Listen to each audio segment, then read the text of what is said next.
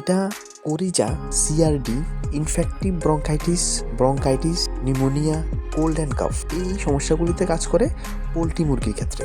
আর poultry মুরগি ছাড়াও animals, যে কোনো পশু পাখি যেমন কুকুর, গরু, হাঁস, মুরগি, ছাগল, প্রত্যেকটা এনিম্যালসের বা বার্ডসের মধ্যেই এই ওষুধটা ব্যবহৃত হয় এই ধরনের সমস্যাগুলিতে, যেটা আমি বলেছি ব্রঙ্কাইটিস বা নিউমোনিয়া, কোল্ড অ্যান্ড কাফ এই ধরনের সমস্যায় এটা ব্যবহৃত হয় এক্সপেক্টোরেন্ট ব্রঙ্কোডাইলেটর হিসাবে। তো এক্সপেক্টোরেন্ট জিনিসটা কি?